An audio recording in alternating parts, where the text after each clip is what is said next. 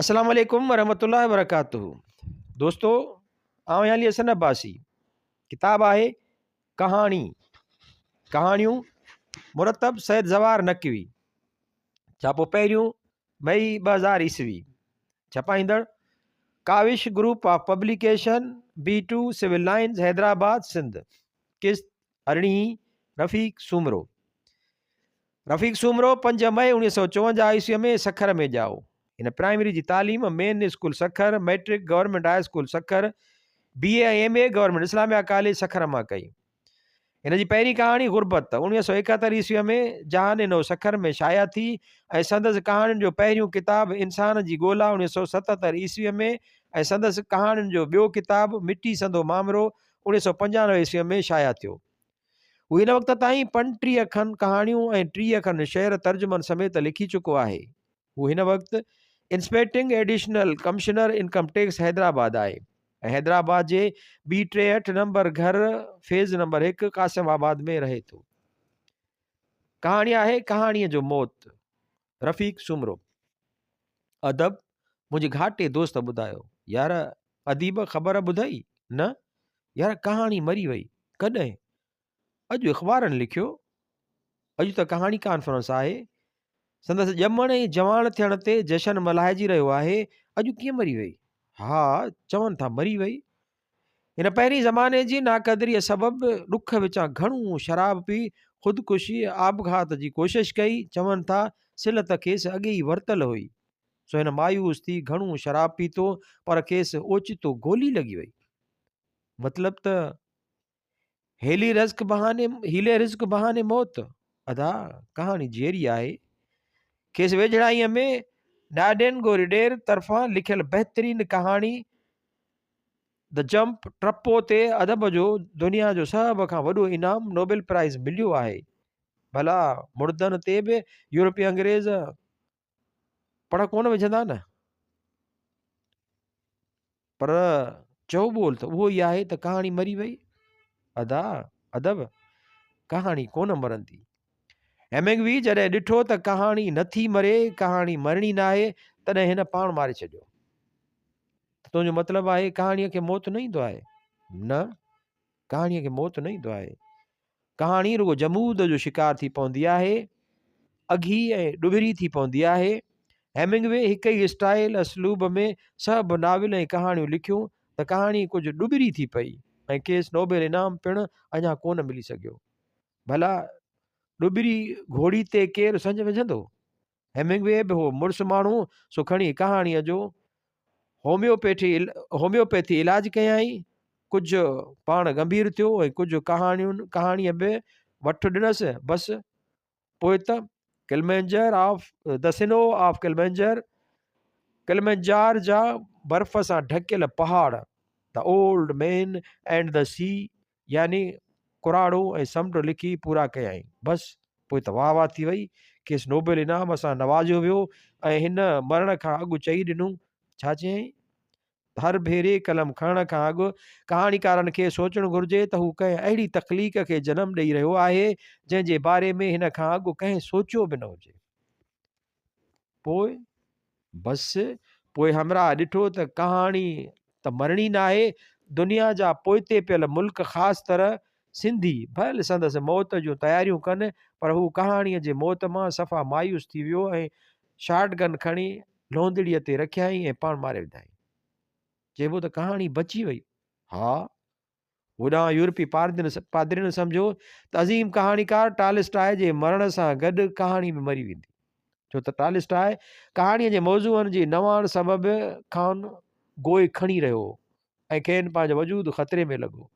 तंहिं करे पादरियुनि ऐलान कयो त कहाणी त अलाए मरे अलाए न, बाक़ी उहो निर्गी टालस्टॉय इजो मरी रहियो आहे। ऐं चयाऊं त हू माण्हुनि जा इख़लाक़ थो बिगाड़े, संदन मज़हब ऐं बिदत ऐं नवाण थो आणे, तंहिं करे हू मरी रहियो आहे ऐं असां संदसि कफ़न दफ़न जनाज़े निमाज़ ऐं मग़फ़रत जी दुआ न कंदासीं। न कयो? टालस्टॉय खेनि खुतो जवाबु ॾिनो। हिन खे ॿुधायो त कहाणी त छा, पर कहाणीकार बि सुथरो कोन मरंदा आहिनि। बसि पोइ वीचारनि पादरियुनि खे पूरा 12 साल टालस्टॉय जे मौत जो इंतज़ारु करिणो पियो। ऐं नेठि संदसि मौत जो सबबु एंता कैरिता हुई, जंहिंखे उर्दू वारनि तर्जुमो करे ख़ुदकशीअ जो नालो ॾिनो। टालस्टॉय जी ज़ाल जो साणसि झेड़ो ॿनियुनि ऐं मिल्कियत ते न, पर संदसि नावलनि ऐं कहाणियुनि जी रॉयल्टी ते हो। मरिया ते बि शींहं मुड़ुसु, लियो जी माना बि आहे शींहं। सो ठुप जवाब ॾिनई, ही कहाणियूं नाविल अथई माण्हुनि जी अमानत, बाक़ी ॿनियूं बंगला खपनि त खण, छो त ॿनियूं त हूअं बि मुहारियुनि में विराए छॾियूं आहिनि, ऐं कुझु पाण लाइ रखियूं अथमि, तन खे पाण खेड़े पेट पालणो अथमि। सोदा कहाणी तॾहिं बि न मुई, टालस्टॉय मरी वियो। संदसि क्रोधी ज़ाल मरी वई, पर कहाणी न मुई। टालस्टॉय रहंदो काके इलियास वातां हिकु अहिड़ी कहाणी ॿुधाए वियो जेका अॼु बि जहिरी आहे, ऐं ऐसा बि दबाव ऐं लालचुनि में वरतल माण्हुनि जी ज़हनी परेशानीअ जी चिटी तस्वीर आहे। पर चौबोल त उहो ई आहे त उहो मरी वई। न न, अहिड़ी का ॻाल्हि न आहे। कृष्णचंद्र मरण वक़्तु इस्पताल में ज़ाल खे ख़बर अथई कहिड़ी ॻाल्हि चई हुई? छा चयो हुअईं? चयो हुअईं, कंहिं बि बदसूरत ऐं कारी नर्स खे मुंहिंजे कमरे में अचणु न ॾे, छो त मां मरण वक़्तु का बि बदसूरत शइ न, पर ख़ूबसूरत शइ ॾिसण थो चाहियां। भले खेसि ताक़ीद कयई त उन वक़्तु हिन वटि फ़क़ति ख़ूबसूरत नर्स ई विज़िट करे। हिन ईअं छो चयो? उहो कहाणीकार हो, खेसि हुस्न जी दाइमियत ऐं बका जी ख़बर हुई। खेसि ख़बर हुई त हू बेबका हो, पर हुस्न बकादार हो। हुस्न फ़न हो, हुस्न कहाणी हुई जंहिंखे फ़ना नाहे। अज़ीम कहाणीकार कृष्ण आख़िर वक़्त ताईं सुहिणियूं कहाणियूं तख़लीक़ कयूं। हिन जो मौत 70 जे ॾहाके जे पोयनि सालनि में थियो, जॾहिं त अख़बारुनि अॼु ऐलान कयो आहे त अज़ीम कहाणीअ 50 वारे ॾहाके में ख़ुदकुशी कई। अफ़सोस त असांखे उहा ख़बर अॼु पई आहे, जॾहिं पाण खे मरण जे अहसास धुंधाड़ियो आहे, जॾहिं असां पाण कहाणीअ खे नंढी नंढी पिराणीअ जा टीवीअ जे ऐवाननि में विकिणी आया आहियूं। उहो ॿुधाए तबा कहाणी ॾुबिरो नाहे, उहो ड्रामे जो सुठो खाज बणिबो। पर उहो कहाणीअ सां कलूर थियो कीअं? अख़बारी कालम वसीले कहाणी ऐं शहर जी सिट जोड़ण लाइ सॼी हॾनि जी मिख घुरिजे, तॾहिं हिकु सिट जुड़ंदी आहे। कालम सवलो कमु आहे, न हेड लॻे न फिटकी, बसि कलम खणूं कालम तयारु। रोज़ानो या हफ़्ते में नालो ईंदो, मशहूरी अलॻि, ॾोकड़ बि जाम। केरु कहाणी लिखे कंगलनि रिसालनि खे लिखी कंगलनि रिसालनि खे ॾींदो, ऐं रिसाला ख़ुदा जी पनाह सेवरी हलनि था। ममता कुलकर्णी जो ही मनशिया ऐं माधुरीअ जे अधु उघाड़ी तस्वीरुनि जे ज़ोर ते। पर अॻियनि कहाणीकारनि बि त कॾहिं कर कहाणियूं लिखणु छॾे ॾिनियूं आहिनि। उन्हनि मज़मून खाका ऐं कालम लिखणु शुरू कया। मञियाऊं त वटनि हाणे कहाणीअ लाइ मवादु कोन्हे। हा, पर खेनि जस हुजे। जॾहिं हिननि ॾिठो त हाणे हू वधीक कहाणियूं कोन था लिखी सघनि, त हिननि बजाए उन दावा जे त अज़ीम कहाणी हाणे मरी वई आहे, छो त हिननि लिखणु छॾे ॾिनो आहे, हिननि ईमानदारीअ सां मञियो त कहाणी खां उन रुसी वई आहे, परचे ई नथी। हूअं बि अज़ीम अदब दर्द जी पैदावार आहे। सूर जॾहिं पूरनि में बदिलबा आहिनि त सिट जुड़ंदी आहे। मोटर कार या हवाई जहाज़ में वेहण सां न, कार ऐं जहाज़ में वेहण सां त दिलि जी धड़कन ऐं ब्लड प्रेशर वधंदो आहे। उहे कमरा जी दावा आहे त हवाई जहाज़ में वेहण सां खेसि कहाणी लिखण लाइ उत्साह मिलंदो आहे। उहो शायदि एयर होस्ट जे बहकंदड़ मुंहुं मुबारक ऐं जरकंदड़ कपिड़नि जो करिश्मो आहे, जो खेसि जवानीअ जो पहिरियों प्यारु उते यादि अची वेंदो आहे, ऐं हू उते ई पेन पनूं कढी कहाणी लिखणु शुरू कंदो आहे। न त असां जहिड़नि दीवाननि खे त भिखारियुनि जा भरम में कैफ़ चढ़ी वेंदो आहे, ऐं काक जूं ॻाल्हियूं कंदे ॻोढ़ा ॻड़ी पवंदा आहिनि, ऐं अज़ल जी अड़ियल अंग सबबि छुटा फट छिड़ी पवंदा आहिनि। भला जेके बरख अदीब कहाणियूं लिखनि पिया, उन में बि त रुॻो वर्जाव आहे, का नई ॻाल्हि त कोन्हे। अदब पुछियो। हा अदब, तुंहिंजी उहा ॻाल्हि बजा आहे। अदीब जवाबु ॾिनो, असां हक़ीक़त में अञा ताईं उन्हनि नौजवानीअ वारनि ख्वाबनि जे सहारे ते पिया हलूं। असांजी ख़ूब खां ख़ूब तर जी जुस्तजू ख़तमु थी वई आहे। उहा ई ॻाल्हि वरजायूं पिया। मोटर कार ऐं हवाई जहाज़ जेतिरे क़दुरु माण्हूअ जी रफ़्तार वधाई आहे, ओतिरे क़दुरु उन सां असांजी इमेजिनेशन ऐं तसवर जी रफ़्तार किराई आहे। हाणे असांजे हथनि में न त फ़िक्र फ़रही आहे ऐं न वरी माठ मुतालियो आहे। हेमिंगवे चए थो, अदब खे हमेशह हिकु अहिड़ी शइ जी ॻोल्हा में रहणु खपे जेका बिना नई हुजे, जेका अॻु कंहिं बि तख़लीक़ न कई हुजे। हमेशह कलम खणण खां अॻु अदीब खे उहो अहद करणु घुरिजे त हाणे हू हिकु अहिड़ो फ़नपारो तख़लीक़ कंदो जंहिंजो अॻु कंहिं तसवुर बि न कयो हूंदो।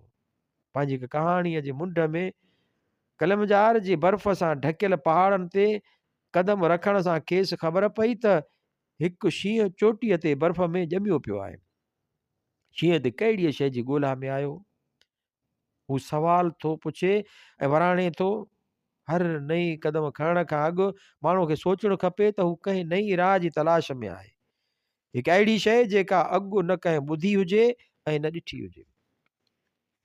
पर लॻे थो त टीवी ड्रामे ऐं डिश कहाणीअ जी अहमियत विञाए छॾी आहे। उहा हिकु हक़ीक़त आहे, पर टॉप चोटी अञा बि ख़ाली आहे। मूं तुंहिंजी ॻाल्हि कोन सम्झी। अदा अदीब अदा अदब बराबरि ड्रामे ऐं डिश अचण सबबि कहाणीअ जा पढ़ंदड़ घटिया आहिनि, पर तूं ॾिसंदे त गॾोगॾु कहाणी लिखण वारा बि ख़ैर सां सुहिणा थी विया आहिनि। हाणे दरअसल उहे कहाणी लिखंदड़ ई कहाणीअ जा कारी आहिनि। जेतोणीकि हू कहाणीकार आहिनि, पर हू कहाणीअ जा सुठा पढ़ंदड़ ऐं सम्झंदड़ आहिनि। पर हू टॉप अदब उतावलो थी पुछियो। हा, उहा टॉप अञा ख़ाली आहे। कीअं? कंहिं शख़्स क़ाइदे आज़म मोहम्मद अली जिनाह खां पुछियो त हू कहिड़ो पेशो इख़्तियार कंदो, त हुन वराणियो हो त वकालत। तंहिं ते हमराह पुछियोसि त हाणे त हर माण्हू वकालत पियो करे। तंहिं ते क़ाइदे आज़म वराणियो हो, but the top is always vacant. हा, पर टॉप वारी सीट हमेशह ख़ाली हूंदी आहे, उनखे बि त भरणो आहे। सो अदा अदब ख़लास थी विहण वारा त ईअं ई चवंदा त कहाणी ख़लास थी वई, जॾहिं त टॉप अञा ख़ाली आहे कंहिं अज़ीम कहाणीकार जे अज़ीम तख़लीक़ जे ओसीअड़े में। त पोइ तूं सम्झी थो त अज़ीम कहाणी मुई न आहे। नई अज़ीम कहाणी मुई आहे, न वरी अज़ीम कहाणीकार। कहाणी बि जहिड़ी आहे ऐं उन अज़ीम कहाणीकार लाइ पसाह खणी रही आहे, जेको असां ॼणनि थकल कहाणीकारनि जे घर में पैदा थी चुको आहे। हू लिखी रहियो आहे, पर असीं खेसि पढ़ण खां लवाए रहिया आहियूं। असीं माज़ीअ जा मुजावर आहियूं, बुत परस्त आहियूं। पुराणा बुत किरण ऐं नवां निर्वार थियण में 100 साल त लॻंदा आहिनि। असां फ़तवा जे आसिरे ते केतिरियूं ई हस्तियूं जहिड़े ई दफ़न कयूं आहिनि। दरअसल असांखे पंहिंजो मौत कहाणीअ जो मौत लॻी रहियो आहे। मूंखे सच्चीअ दिलि सां मञणु घुरिजे, इक़रार करणु घुरिजे त मुंहिंजो तख़लीक़ी मौत कहाणीअ जो मौत न आहे। शेक्सपियर जो मौत ड्रामे जो मौत न आहे। उटलंदो खेसि 10 सदियुनि जो बहितरीन अदीब करार ॾिनो वियो आहे। कालिदास, होमर, वर्जल, गेटे ऐं मुर्शिद शाह लतीफ़ जो मौत शाइरीअ जो मौत न आहे, पर उन लाइ हयात आहे। Garcia Marquez, Ventura Garcia, Calderon, Graham Greene, बेलान कंडेरा, हरमन हेस, होरिखी लोइस, बोरखेस ऐं ॿियनि जूं कहाणियूं जहिड़ियूं आहिनि, ऐं घणा अदीब पाण बि जहिड़ा आहिनि। बल्कि कहाणीअ पंहिंजे असलूब, हैयत, टेक्निक जे लिहाज़ खां काफ़ी तरक़ी कई आहे।